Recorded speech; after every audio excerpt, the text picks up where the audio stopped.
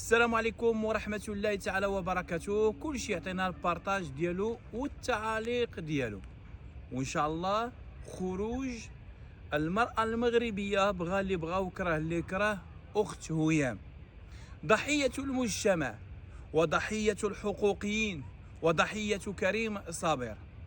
رسالة ديالنا إلى سيدنا الله ينصرو ويطول في عمرو، أعلى سلطة في القضاء المغربي وأعلى سلطة في الوطن وزعيم العرب والصحراء مغربية.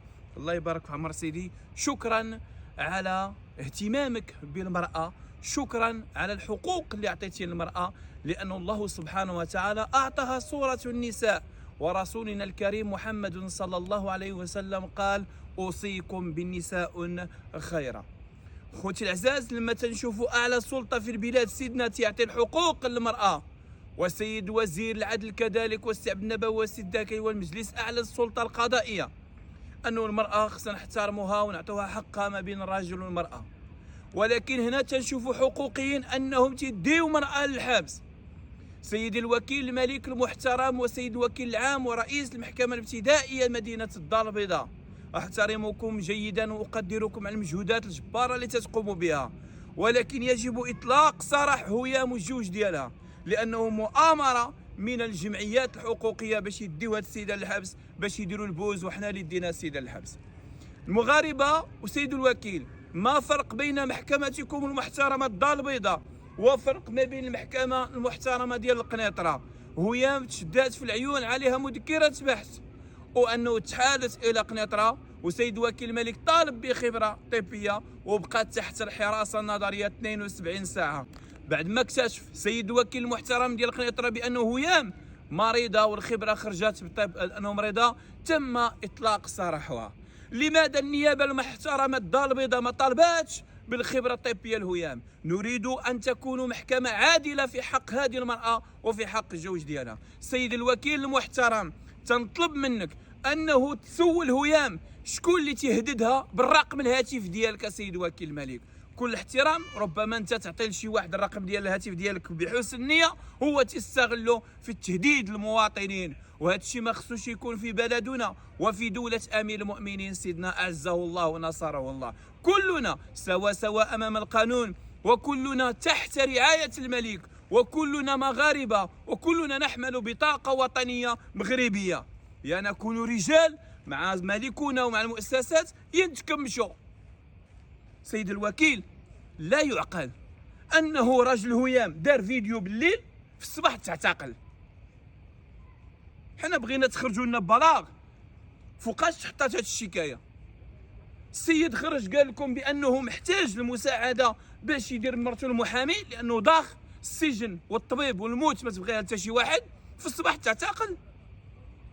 الا كنتو تعتقلوا التسول والسعايه، سيادتكم المحترمه تتكونوا غاديين في الرومبوان، تتوقفوا، تتجي مراه وليه تتقول لك هي ما عرفكش واكيد، تقول لك ديال الله.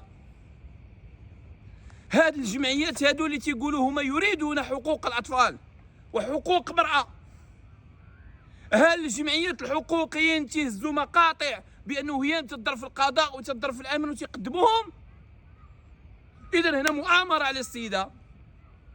فين هي انه حقوق الاطفال؟ اعتقلتوا الام واعتقلتوا الراجل وخليتوا الوليدات مشتين. اذا لماذا المحكمه المحترمه الدار البيضاء ما طالباتش بخبره طبيه؟ لماذا هاد الحقوقيين ما طالبوش بخبره طبيه؟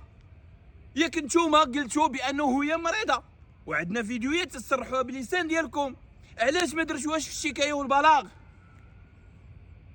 اذا هنا كاين مؤامره على هاد السيده. 4 سنوات وانتوما تتعيشوها الرعب النفساني. اصبحت يا سيد الوكيل هاد السيده مسكينه تتهاجر الى مدينه وما تتقولش في كاينه، لانه لا قالت غادي يمشيو يتناقلوا عليها، لانه هما هاد الجمعيات لا يهمهم حقوق المراه ولا حقوق الاطفال، يهمهم يديو هي من الحبس لانه دايره البوز، ويخرجوا تيدابزوا شكون اللي غادي يعطي الاول التصريح. وانتوما راه اكتشفتوا بانه هادشي كله لعبه بوز. واش اللي تيدي الناس الحبس خصو يتخصق راسو ويتكمش، وما خارجين المنابر هيام هيام هيام هيام. وباش يكرهوا فيها الناس قالوا يا سيد وكيل ورئيس المحكمه والناس يحكموا على هاد السيده هذه بانه ضربات ولادها، وبانه كاين اغتصاب وكاين تعنيف، الخبره ما خرجاتش هكاك، ما كاينش تعنيف. الام كانت تتهلا في وليداتها، الام كانت تبغي وليداتها. لا يعقل في بلد امير المؤمنين ودولة الحق والحقوق الانسان ودولة الكرم والجود ودولة سيدنا، ياك مشات هي مات البصري، نحن في زمن سيدنا محمد السادس وزمن حقوق انسان، انكم حرمتوا ام من طفل ديالها. امرأة اتت عند رسول الله وهي دانبة وقالت له يا رسول الله اني زنيت وحاملة، قال سيري تتولدي، ولما ولدت قال سيري تتفطميه.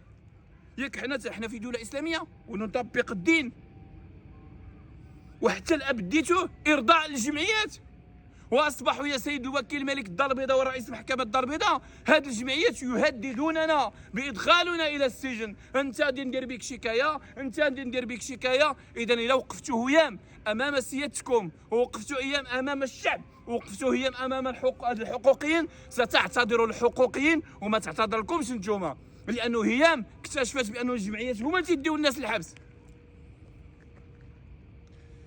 في مدينه مكناس وقعت واحد المشكل ديال واحد سميتو الخيام ولا ما عرفتش يقولوا له في ازرو، اتهم السيد وكيل الملك السابق سيد وكيل العام السابق الاستاذ رشيد تشافين حياه الله ونصره الله والاستاذ شاكر بانهم تيديو الذهب، اتهامات باطله، وتم اعتقاله والمحامين طلبوا خبره طبيه وتم اطلاقه في حاله اطلاقه بالبراءه لانه مريض.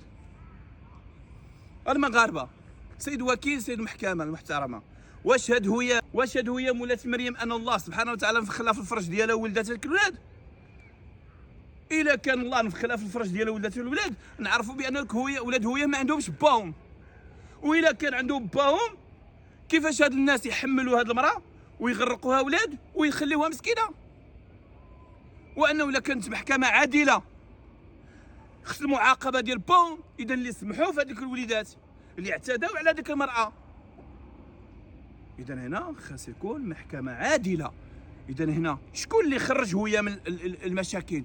هو الكريم صابر. شكون اللي استغلها؟ شكون اللي 4 سنين وتيهددها؟ هذاك الحقوقي تابعه في اي مدينه، كذلك هذيك الحقوقيه. سيد وكيل الملك نطالب هذه الجمعيات اللي داروا شكايه بهيام، هل لهم منفعه العامه؟ واش عندهم منفعه عامه؟ سيد وكيل الملك استدعي لنا خديجه بيلانوفا، لماذا الان ولا تتوصل الاخبار ديال هيام للضفه الاخرى؟ لانه مسكينه هي براسها تحت التهديد، لانه الكريم صابر قال غادي نحيد لك ولادك وغادي ندير لك ونفعل لك، ولات تتحسرفوا له وتتحسرفوا لهم ولاو تيخافوا منهم، ما بقاش يخافوا منكم. سيد وكيل الملك ونطالب بغينا بلاغ كشعب مغربي، عطيونا كيفاش هذاك الراجل هيام تعتقل، كي درتوا لها؟ راه شوف، يكون مجرم، يكون شفار، يكون قمار، يكون كيما بغى يكون، تيبقى مواطن ويجب ان يتمتع بحقوقه ويتمتع بنزاهه القضاء ويتمتع بالحقوق الانسان. رئيس محترم، هاد الجمعيات خرجوا وقالوا البنت معنفه وما كاين لا تعنيف لا والو. فليشهد العالم بانه حقوقيين في المغرب حرموا ام من بنتها، حرموا ام من حنان ولادها، شتوا اسره، وانهم يقولوا يغيروا عن المراه. هما مسكينه هازين اللقطات تتسب القضاه، تتسب الوكلاء وتتسب، وجاو قدموها وتخرجوا تكذبوا علينا في منابر. انا براسي هددوني وسيروا شكيو بيا. والله كو كنتي في فرنسا وانك تهدد مرأة بالسجن سيكون مصيرك السجن، لانه هنا ما عندناش، هنا الوكيل ما تيعطيش نمرته، وهنا الشكاية ما تدفعش بالليل. دولة الحق والقانون، دولة الحق والقانون، وهذا هو اللي بغينا يكون في بلادنا. تقولون انهم التسول والمرأة، وسيروا للبيران وشوفوا هاد النساء علاش يخرجوا يبيعوا الحموم، وسيروا للموقف، وسيروا تشوفوا الناس يبيعوا حوايجهم باش يخلصوا الماء والضوء. سيروا الحقوقيين القرويين اللي ولات اللي تيهاجروا القرية الجفاف، عاونوا. نتوما ديتو هويه من الحبس وتتخرجوا، حنا اللي دينا هويه من الحبس. صحيح انا تنقول كلام قاصح، انا هويه ما اختي ما با ما امي ما والو، ولكن مرأة مغربيه. انا تنكره الظلم، انا تنطالب سيدنا الله ينصرو ويطول في عمره.